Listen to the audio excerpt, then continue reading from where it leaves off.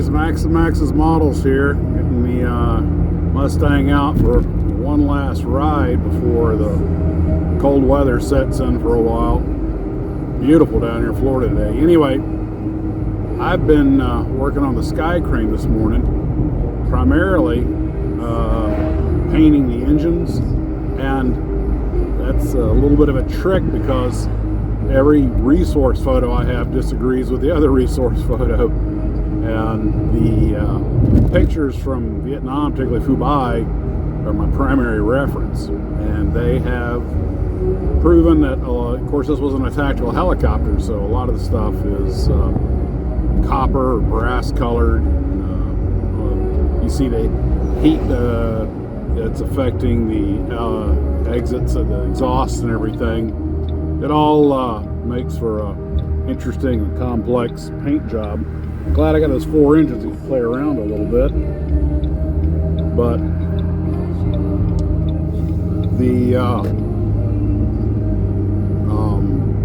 10 and 2, baby, 10 and 2, both hands on the wheel, eyes on the road. So I'll be playing with that for a while. I'm having to use some enamel paints to get the proper colors. That means a long dry period between them. It's all being hand brushed. I might airbrush a few things later on, but it's moving along, and still have more parts to add in the engine, so I got to be careful about that.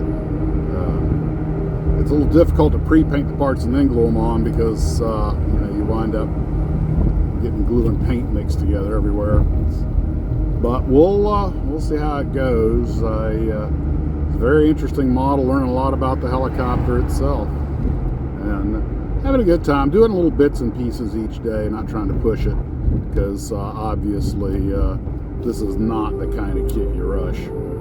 And that's where I'm at for this little report. We'll see how the day goes, and I'll talk to you later. Hey everybody, I'm back in the office now. Got the day wrapped. You can see I'm doing some different painting trials with different ones, different colors and everything, little experimentation, see what works best. And it's starting to come together.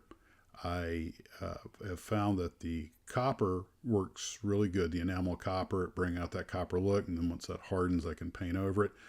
I'm getting the exhausts on, and some photos show them painted green, some show them painted black, and others show them with sort of a, looks like a heat exchange, sort of rusted color.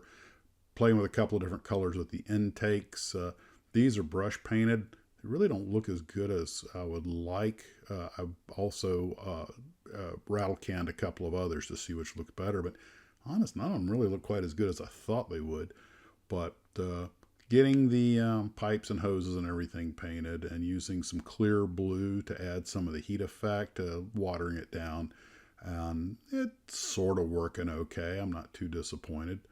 The engines look like they're going to fit okay. I've been doing a few test fits. I'm also learning how the drive shaft on the helicopter works. Pretty interesting. I got the engine spacer mount in place and got a primer coat over it, and now I'm just going to hit that with some well, you know what? I may just go with that green primer I put on it, but I might hit it with some rattle can paint.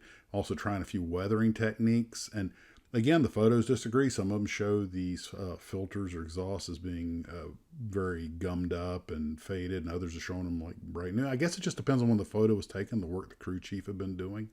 It's one of those things that, Machat's law, no two aircraft look the same or are painted the same.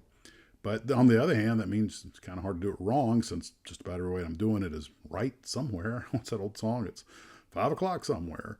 And that's pretty much what I've got done.